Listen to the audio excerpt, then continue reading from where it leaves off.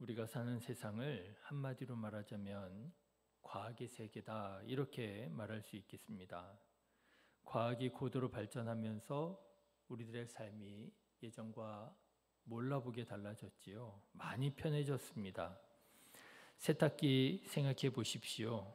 세탁기로 인해서 사람이 빨래하는 시간에서 해방되었지요. 전에 어떤 교수님께 그런 얘기를 들은 적이 있는데요. 인간의 혁명 중에서 세탁기만한 혁명이 없다. 이런 얘기를 하시더라고요. 그렇지 않습니까? 예전에 우리 부모님들, 우리 조상들 하던 일들 중에 아마 가장 많은 일들이 아마 빨래하는 일이었을 거예요. 그런데 이 세탁기에다가 빨래를 딱 넣어놓기만 하면 이제 우리가 다른 일을 할 수 있잖아요. 세탁기야말로 참 사람을 해방시킨 혁명적인 도구다. 그런 얘기를 들었습니다. 세탁기뿐입니까? 냉장고도 그렇지요. 우리는 냉장고로 인해서 신선한 음식을 언제든지 꺼내 먹을 수 있게 되었고요. 그런가 하면 또 TV와 컴퓨터들을 생각해 보십시오.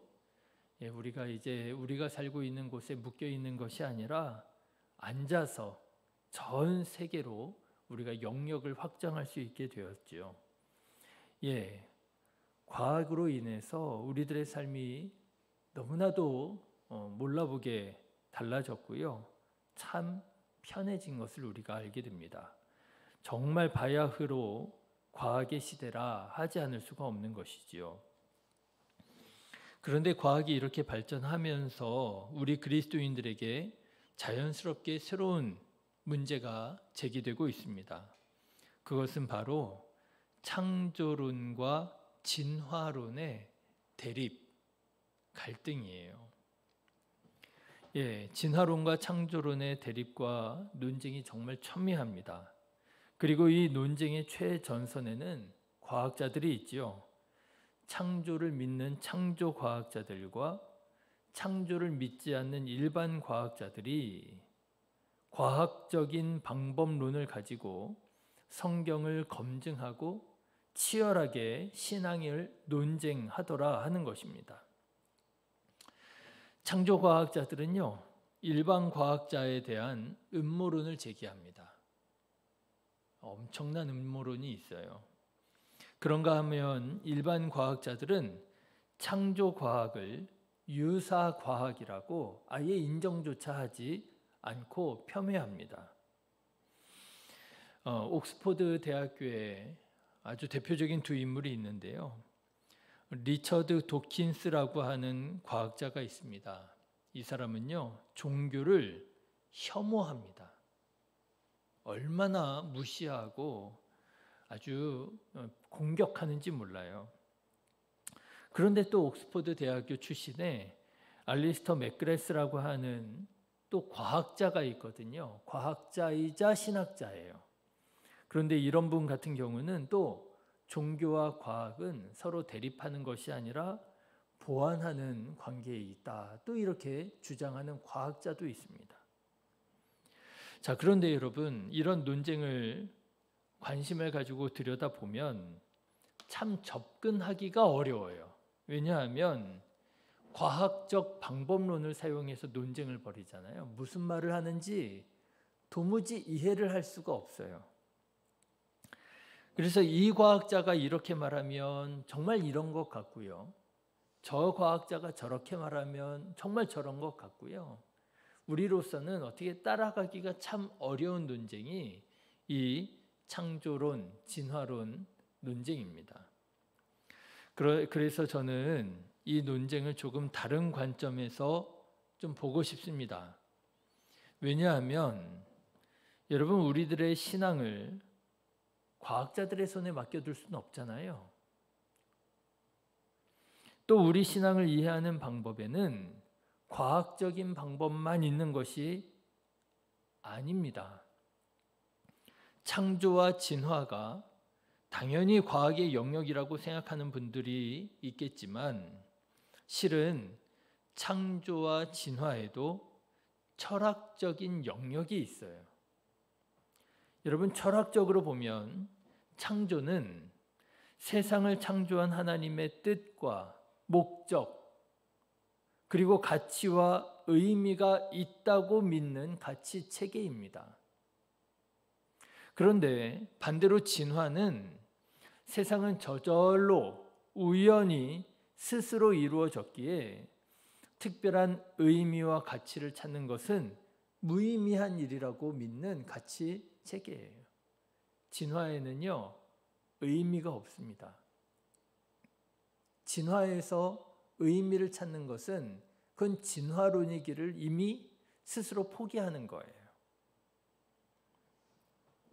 여러분, 이렇게 철학적으로 보면 과학자 중에서도 철학적으로 사고할 줄 아는 몇몇 과학자 중에는요, 리차드 도킨스처럼 종교를 백해무익한 것처럼 혐오하거나 또는 과학과 신앙이 완전히 서로 다른 영역을 가진 장르로 분리하기보다는 과학과 신앙의 상호 보완적인 효용 관계에 대해서 언급하는 과학자들도 많이 있습니다.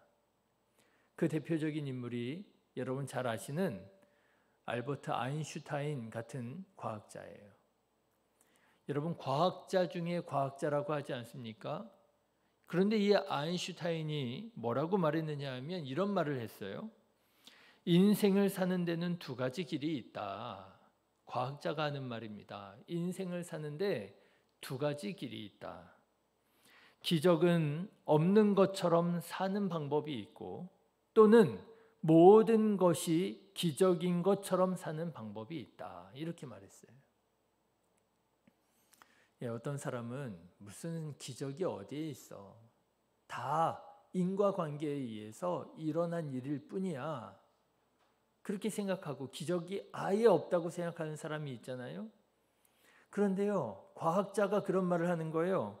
그런 삶의 방법도 있겠지만은 모든 것이 기적인 것처럼 살아가는 방법도 있다라고 하는 거예요. 그렇게 말하면서 아인슈타인은 과학의 영역 이외의 영역에 대한 문을 슬그머니 열어둔 것입니다. 그런가 하면 뉴턴이라고 하는 과학자가 있습니다. 만유인력의 법칙을 발견한 과학자지요. 그런데 이 과학자의 아버지라고 할 만한 이 뉴턴은 이런 말을 했습니다.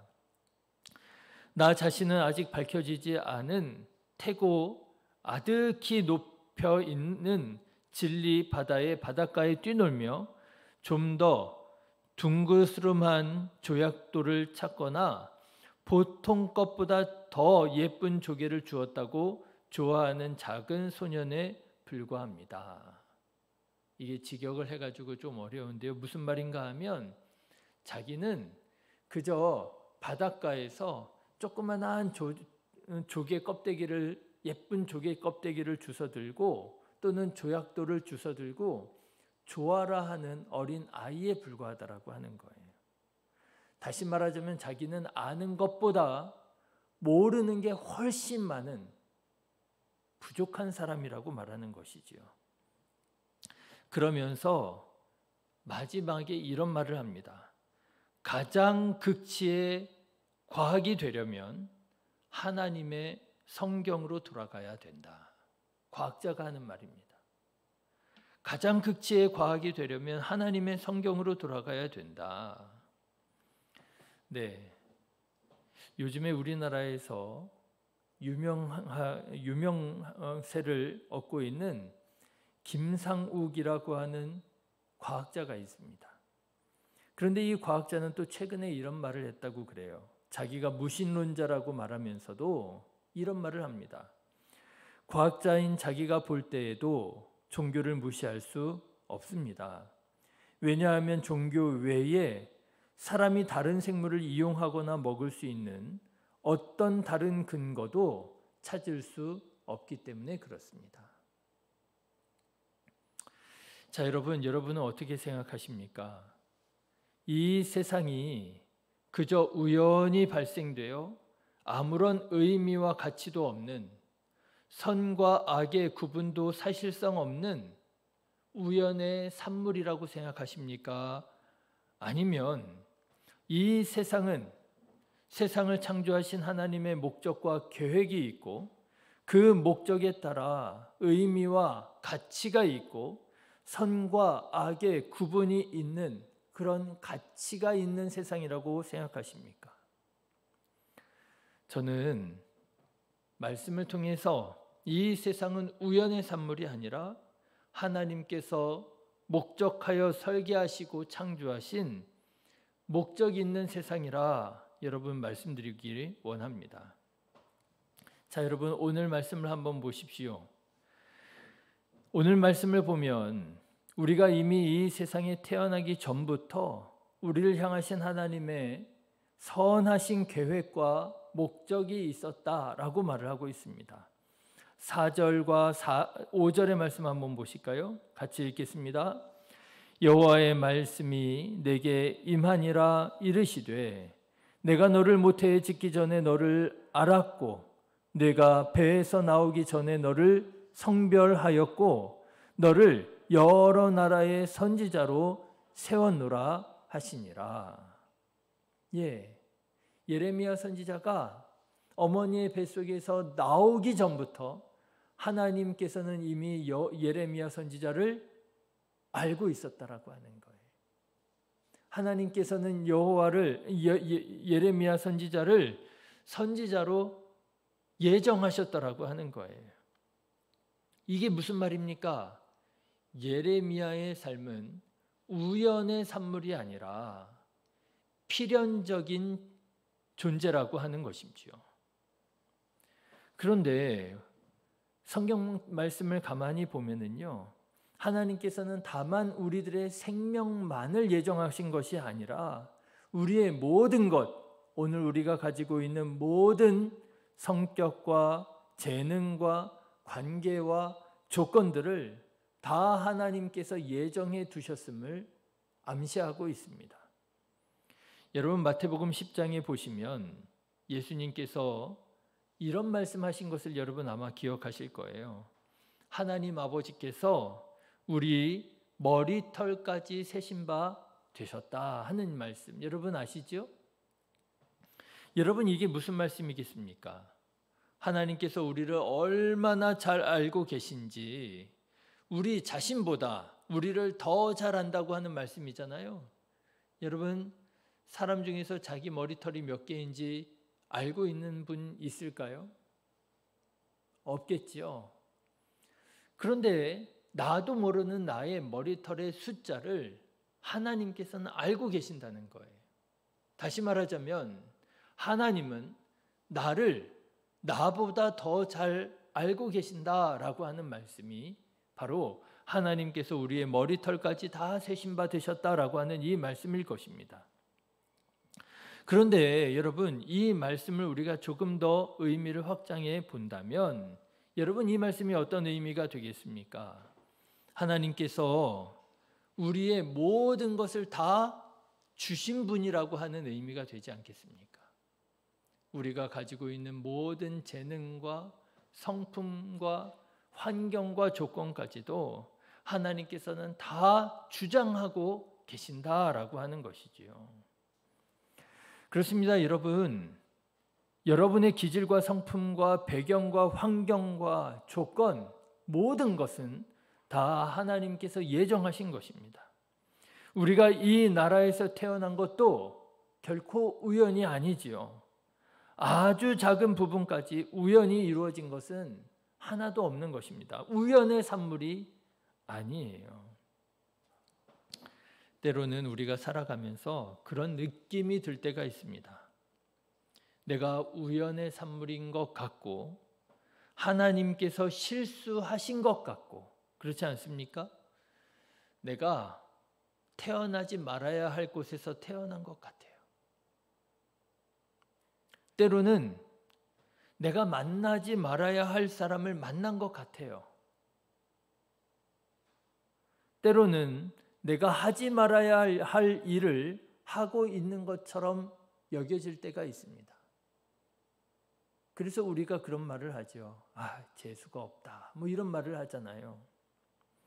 여러분 오늘 말씀도 보십시오. 예레미야 선지자는 하나님께서 자기를 부르신 것이 실수가 아니냐 이런 생각을 하고 있었더라는 거예요. 6절 말씀을 한번 보십시오. 같이 읽어보실까요? 내가 이르되 슬프도소이다. 주 여호와여 보소서. 나는 아이라 말을 할 줄 알지 못하나이다. 그렇죠. 하나님이 실수하신 것 같습니다. 하나님께서 나를 너무나도 연약한 존재로 만드시고 나를 선지자로 부르셨습니다. 이거 말이 안 됩니다. 나는 이런 선지자의 사명을 감당할 만한 재능이 없습니다. 능력이 없습니다. 하나님, 사람 잘못 보셨습니다. 그렇게 말을 하고 있는 거예요. 그런데 하나님께서는요, 실수가 아니라고 말씀하십니다. 예레미야 그 자신보다 예레미야를 더 잘 아시는 하나님께서 예레미야를 선택하신 분명한 이유와 목적을 말씀하십니다. 7절 말씀입니다. 여호와께서 내게 이르시되 너는 아이라 말하지 말고 내가 너를 누구에게 보내든지 너는 가며 내가 네게 무엇을 명령하든지 너는 말할지니라. 하나님께서 실수하신 게 아니라는 거예요. 아이라 말하지 마라. 나는 너보다 잘 알고 있다. 내가 너를 잘 알고 너를 부른 거야. 내가 너에게 맡겨준 사명을 감당해라. 하나님께서 말씀하시는 거예요.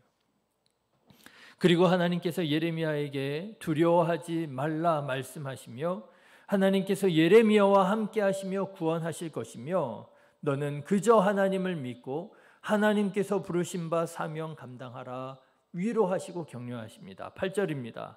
너는 그들 때문에 두려워하지 말라. 내가 너와 함께하여 너를 구원하리라. 나 여호와의 말이니라. 여러분, 하나님의 일하심에는 실수가 없고 우연이 없는 줄로 믿습니다. 이런 말을 들은 적이 있어요. 부적절한 부모는 있어도 부적절한 자식은 없다. 부적절한 부모는 있어도 부적절한 자식은 없다. 네, 부모의 계획과 상관없이 태어나는 아이들이 있습니다.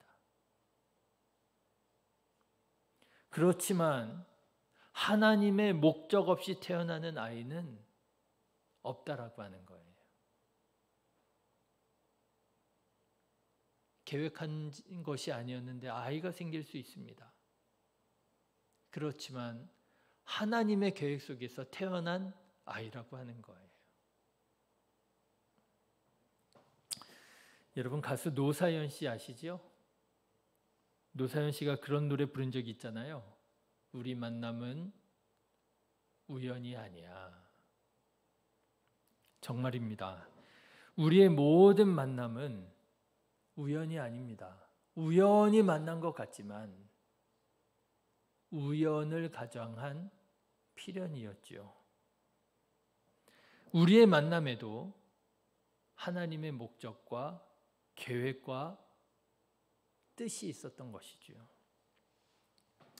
어제 수요 예배를 드리면서 요셉에 대해서 말씀드렸습니다. 요셉의 형님들과 화해를 나누는 말씀이었지요. 그런데 요셉은 형님들과의 관계, 사건, 만남을 우연이라고 치부하지 않고 어떻게 말했다고요? 하나님의 목적과 뜻을 이루기 위한 필연이었다고 말했더라는 거예요. 창세기 45장 5절의 말씀을 보면 당신들이 나를 이곳에 팔았다고 해서 근심하지 마소서, 한탄하지 마소서. 하나님이 생명을 구원하시려고 나를 당신들보다 먼저 보내셨나이다. 사람들의 죄악인 것 같고 사람들이 실수한 것 같아도 아니라는 것입니다. 모든 것은 다 하나님의 주권 아래에 있었고, 그래서 당신들이 나를 이 이집트에 팔아넘긴 것이 아니라 하나님께서 나를 이 이집트로 먼저 보내신 것입니다. 하나님은 인간의 실수와 죄까지도 모두 고려해서 계획을 세우십니다. 하나님은 어떤 일도 우연히 하지 않으시고 절대로 실수하지 않으십니다. 여러분의 삶은 우연의 결과가 아니라, 오늘 여러분들의 삶은 우연의 결과가 아니라 하나님의 섭리 안에 있음을 여러분 믿으시기를 주님의 이름으로 축원합니다. 최근에 진화론자들, 진화론을 주장하는 과학자들마저도 무시할 수 없는 한 가지 과학적인 이론이 나왔습니다. 미세조정 이론이라고 하는 이론인데요. 이 이론이 어떤 이론인가 하면요, 이 우주는, 이 세상은, 이 지구는 사람이 살 수 있도록, 우주가 존재할 수 있도록 거의 불가능에 가까운 확률로 아주 미세하게 조정되어 있다라고 하는 이론이에요. 여러분, 저도 다 이해하지 못하겠고요. 이해하지 못하는 거 어떻게 다 설명할 수 있겠습니까? 한 가지 분명한 것은 이 일반 과학자들조차도 다 인정하는 이론입니다. 이 세상이 얼마나 불가능에 가까운 확률로 미세하게 조정이 되어 있는지, 조금만 틀어지면 지구가 붕괴하고요, 조금만 틀어지면 우주가 붕괴해 버린다는 거예요. 그 조금이 얼마나 조금의 확률인지, 그 확률은 여러분 이 정도의 확률이랍니다. 동정녀 마리아에게서 사람이 태어날 확률보다 더 불가능한 확률이래요. 하나님을 믿지 않는 사람들은 동정녀 마리아가 예수님을 잉태했다는 것을 안 믿잖아요. 불가능하다고 말하잖아요. 그 확률보다 더 적은 확률로 이 우주가 지탱되어지고 있다는 거예요. 그 확률이 얼마나 적은 확률인지, 죽었던 사람이 다시 살아날 확률보다 더 불가능한 확률로 이 지구가 존재하고 있다라고 하는 이론입니다. 진화론이 과학적 진리가 아니라 불가능에 수렴하는 기적과 같은 아주 작은 확률에 의지하고 있다고 하는 이론인 것이에요. 결국 진화론도 언제 어디서나 반드시 그렇게 되어야 하는 객관적인 진리의 법칙이 아니라, 그렇게 우연히 되었으리라고 하는 가정과 불가능에 가까운 기적 같은 일이 일어났으리라고 믿는 믿음 위에서만 가능한 것이 진화론이다라고 하는 것입니다. 자, 여러분은 무엇을 믿으시겠습니까? 진화론의 가치 체계를 따라 우연을 믿으시겠습니까? 아니면 하나님께서 세상을 창조하셨다고 하는 이 믿음을 따라 필연을 믿으시겠습니까? 여러분은 여러분 존재를 어떻게 생각하십니까? 나는 그저 우연의 산물이라 생각하시고 오늘의 만남을 그저 우연의 결과라고 생각하시겠습니까? 아니면 나는 하나님께서 예레미야를 창조하셨듯이 하나님께서 목적하여 만드신 나는 필연의 존재고, 오늘 내가 만나는 이 모든 만남은 다 하나님께서 주장하시고 다스리신 하나님의 섭리라 믿으시겠습니까? 바라기는 우연의 산물로 살지 말고 우리를 향하신 하나님의 목적을 깨닫고 오늘을 필연적 존재로 살아가는 저와 여러분 다 되시기를 주님의 이름으로 축원합니다. 기도하겠습니다.